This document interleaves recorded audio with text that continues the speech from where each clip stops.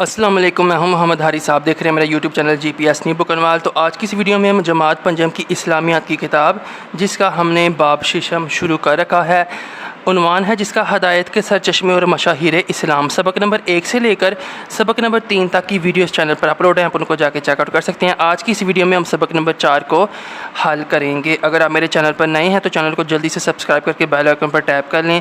अगर आप वीडियो से फ़ायदा लें, वीडियो आपको अच्छी लगे तो छोटी सी सपोर्ट के लिए एक वीडियो को लाइक लाजमी किया करें, कमेंट सेक्शन में बताया करें, या कोई सवाल पूछना हो तो आप पूछ सकते हैं। तो बिना टाइम ज़ाया किए मैं अपनी वीडियो का आगाज़ करते हैं। सूफिया कराम रहमतुल्लाह अलैहिम, सबक की रीडिंग बहुत ज़रूरी होती है। मेरे साथ आपने ये 2 से 3 मिनट जुड़े रहना है। मैं सबक की रीडिंग करूँगा, आपको बाद में मशक़ी सवालात को समझने में ना सिर्फ आसानी होगी बल्कि आप रट्टा लगाए बगैर उनको याद भी कर सकेंगे। सूफिया कराम रहमतुल्लाह अलैहिम अल्लाह ताला के बरगुज़ीदा बंदे हैं जो अल्लाह ताला की रज़ा और इस्लाम के अहकाम की मुकम्मल पाबंदी करते हैं, दूसरों को भी इसकी तालीम देते हैं। सूफिया कराम रहमतुल्लाह अलैहिम की ज़िंदगी का असल मकसद अल्लाह ताला के दीन की अशात व तबलीग है। इस मकसद की तकमील के लिए उन्होंने दुनिया के तौलो अर्ज़ में इस्लाम पहुँचाने में अहम किरदार अदा किया। सूफिया कराम रहमतुल्लाह अलैहिम के हुस्न इखलाक, हुस्न अमल और तबलीग दीन के नतीजे में बेशुमार भटके हुए लोग राह रास्त पर आए और कई लोगों ने इस्लाम कबूल किया। इस सबक में हम चंद सूफिया कराम रहमतुल्लाह अलैहिम के मुख्तसर हालात ज़िंदगी और तालीमात के बारे में पढ़ेंगे। सबसे पहले शेख अब्दुल कादिर जिलानी रहमतुल्लाह अलैह। हज़रत अब्दुल कादिर जिलानी रहमतुल्लाह अलैह का शुमार अज़ीम सूफिया में होता है। आप रहमतुल्लाह अलैह 470 हिजरी में ईरान के सूबे जेलान में पैदा हुए। आप रहमतुल्लाह अलैह का नाम अब्दुल कादिर, कुनियत अबू मोहम्मद और लक़ब मुहय्यिद्दीन शेखुल इस्लाम और ताजुल आरफ़ीन है। शेख अब्दुल कादिर जिलानी रहमतुल्लाह अलैह ने कुरान मजीद हिफ्ज़ किया और फिर दीगर इस्लामी अलूम हासिल किए। आप रहमतुल्लाह अलैह अपने दौर के अज़ीम फ़क़ीह थे। आप रहमतुल्लाह अलैह की चंद मशहूर तसानीफ़ मफ़ातिहुल ग़ैब और ग़नियातुत तालिबीन हैं। आप रहमतुल्लाह अलैह ने 40 बरस तक लोगों की इस्लाह का काम सर अंजाम दिया। आप रहमतुल्लाह अलैह ने लोगों को तालीम दी कि खुद को अपने रब की अताअत से आरास्ता करें। आप रहमतुल्लाह अलैह ने 561 हिजरी में वफ़ात पाई और आप रहमतुल्लाह अलैह का मज़ार बगदाद में है, यानी कि तो इसमें हमारे पास याद रखें, शेख अब्दुल कादिर जिलानी रहमतुल्लाह अलैह ने फरमाया, थोड़ी चीज़ पर खुश रहो और उस पर कनात करो। आपको मालूम है क़यामत तक कोई भी अल्लाह ताला की तरफ से नबी या रसूल मबूस नहीं होगा जो लोगों को आकर हदायत दे।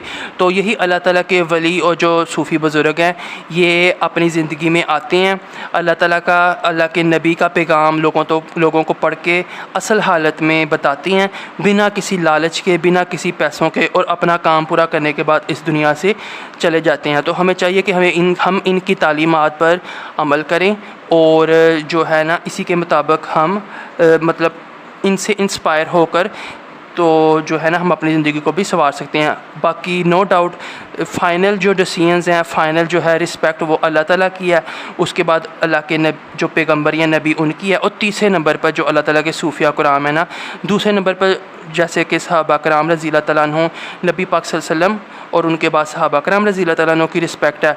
तो आप समझ लें चौथे नंबर पर अल्लाह ताला के जो सूफिया कराम हैं उनकी हमारी ज़िंदगी में बहुत ज़्यादा रिस्पेक्ट और जो है ये हमारे लिए मशअल राह हैं। हज़रत जलालुद्दीन रूमी रहमतुल्लाह अलैह। हज़रत जलालुद्दीन रूमी रहमतुल्लाह अलैह का शुमार अपने दौर के अकाबर सूफिया में होता है।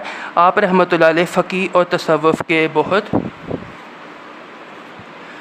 बड़े आलम थे। आप रहमतुल्लाह अलैह एक सूफ़ी शायर के तौर पर मशहूर हुए। हज़रत जलालुद्दीन रूमी रहमतुल्लाह अलैह 604 हिजरी में ख़ुरासान के शहर बलख में पैदा हुए।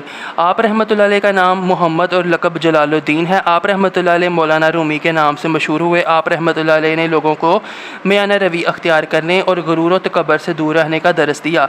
मौलाना रूमी रहमतुल्लाह अलैह की मायानाज़ किताब का नाम मस्नूए मानी है। आप रहमतुल्लाह अलैह ने तकरीबन 68 बरस की उम्र में 672 हिजरी में तुर्की के शहर कोनिया में वफ़ात पाई और वहीं दफन हुए।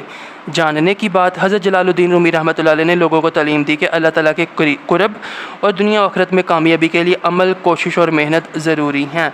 हज़रत दाता गंज बख्श हजवेरी रहमतुल्लाह अलैह, हज़रत दाता गंज बख्श हजवेरी रहमतुल्लाह अलैह का नाम अली और कुनियत अबुल हसन है। हज़रत दाता गंज बख्श हजवेरी रहमतुल्लाह अलैह 109 ईस्वी में अफ़गानिस्तान के शहर गज़नी के करीब हजवेर में पैदा हुए।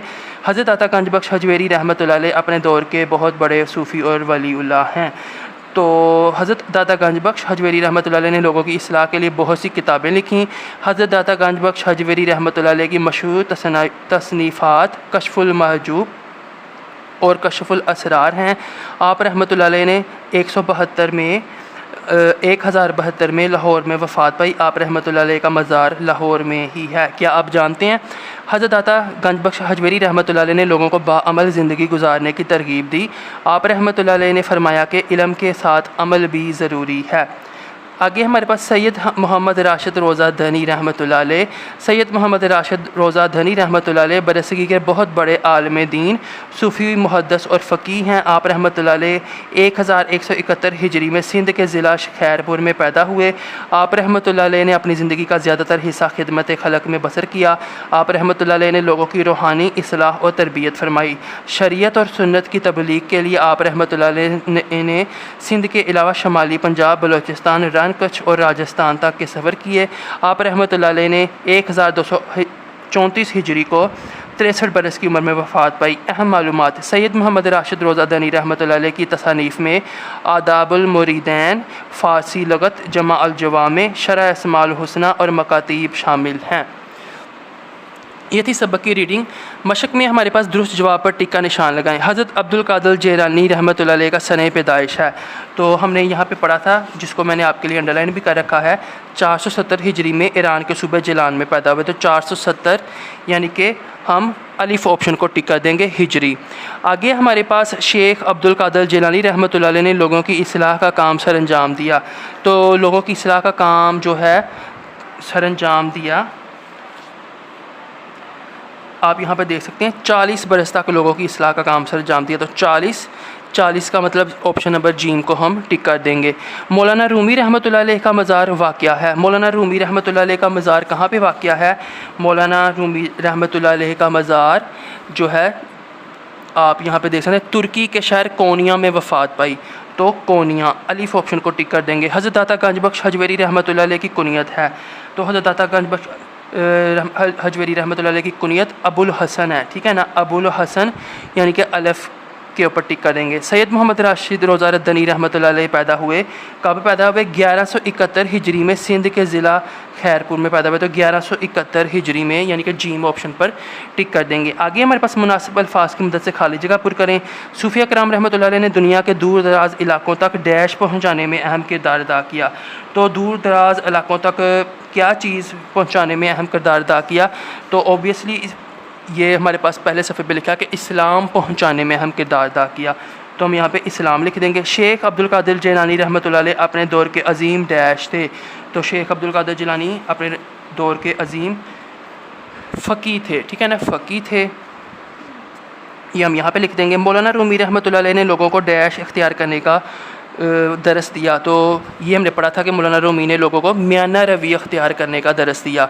तो यहाँ पे हम लिख देंगे मियाना रवी, यानी कि अपनी चादर दे के पाँव फैलाना। जितना आपके पास रोज़ी हो, जितने आपके पास पैसे हों, उसी के मुताबिक खर्च करना। ये ना हो कि आप उधार लेकर 2 कपड़े ज़्यादा ख़रीद लें, उधार लेकर पिज़्ज़ा बर्गर ज़्यादा खा लें।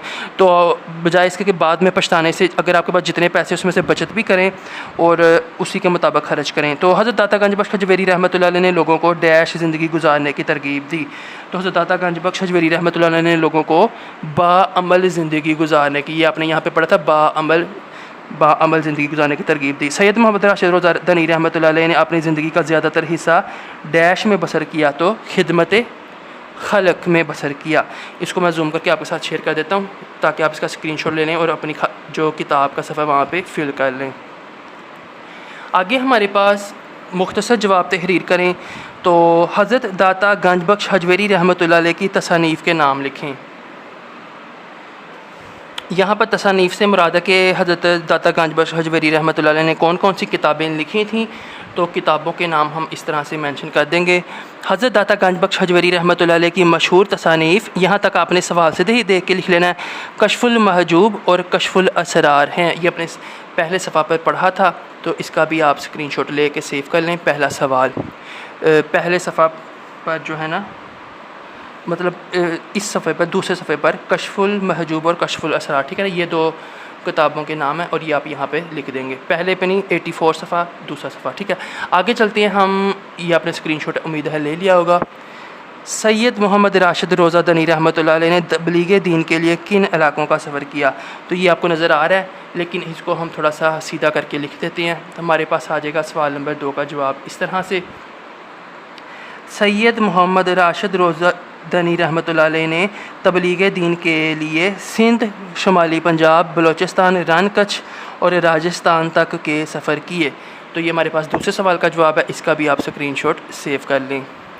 आगे चलते हैं, आगे हमारे पास अगला सफ़ा, और हज़रत जलालुद्दीन रूमी रहमतुल्लाह अलैह की वजह शोहरत लिखें। तो हज़रत जलालुद्दीन रूमी रहमतुल्लाह अलैह क्यों शोहरत याफ्ता थे, मशहूर क्या थे, किस वजह से मशहूर थे। तो हज़रत जलालुद्दीन रूमी रहमतुल्लाह अलैह फ़क़ीह और तसव्वुफ़ के बहुत बड़े आलिम और एक सूफ़ी शायर थे, ठीक है। तो ये लाइन इसका जवाब है। अगर आप मज़ीद लिखना चाहें तो आगे लिख सकते हैं, अगर कोई टीचर इस वीडियो को देख रहा है तो ये ही हज़रत जलालुद्दीन रहमतुल्लाह अलैह की वजह शोहरत थी। अदरवाइज़ थे तक काफ़ी है जवाब, जो मैंने अभी आपको स्क्रीन पर शो किया, आप यही जवाब लिखते हैं, यानी कि हज़रत जलालुद्दीन रूमी रहमतुल्लाह अलैह फ़क़ीह और तसव्वुफ़ के बहुत बड़े आलम और एक सूफ़ी शायर थे। ये तीसरे का जवाब है, स्क्रीनशॉट ले लें। आगे चलते हैं, शेख अब्दुल कादिर जिलानी रहमतुल्लाह अलैह ने लोगों को क्या तालीम दी।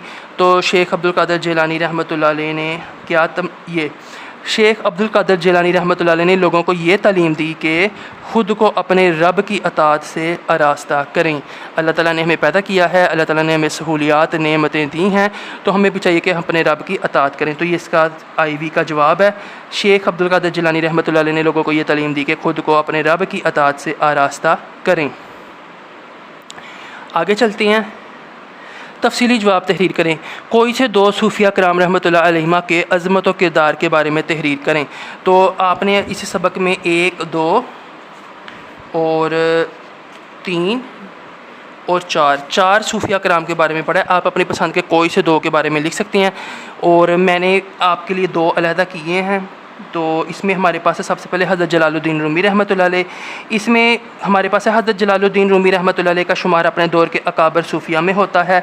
आप रहमतुल्लाह अलैह फ़क़ीह और तसव्वुफ़ के बहुत बड़े आलिम थे। आप रहमतुल्लाह अलैह एक सूफ़ी शायर के तौर पर मशहूर हुए। आप रहमतुल्लाह अलैह ने लोगों को तालीम दी कि अल्लाह ताला के कुर्ब और दुनिया व आखिरत में कामयाबी के लिए अमल, कोशिश और मेहनत ज़रूरी है। तो इसमें हमारे पास यह है कि बेसिकली अगर पेपर में आपको सिर्फ आता है किसी एक सूफिया कराम रहमतुल्लाह अलैह के बारे में लिखें, तो सिर्फ आप 1 लिख सकते हैं। अदरवाइज़ ये हमारे पास 1 हो गया, अभी 2 की बात हो रही है, तो 1 ये हो गया हज़रत जलालुद्दीन रूमी रहमतुल्लाह अलैह के बारे में तारुफ़। आगे हमने जो किया हुआ है हज़रत दाता गंज बख्श हजवेरी रहमतुल्लाह अलैह। तो हज़रत दाता गंज बख्श हजवेरी रहमतुल्लाह अलैह अपने दौर के बहुत बड़े सूफ़ी और वलीउल्लाह थे। आप रहमतुल्लाह अलैह ने लोगों की इस्लाह के लिए बहुत सी किताबें लिखीं। हज़रत दाता गंज बख्श हजवेरी रहमतुल्लाह अलैह ने लोगों को बाअमल ज़िंदगी गुजारने की तरगीब दी और फरमाया कि इल्म के साथ अमल भी ज़रूरी है।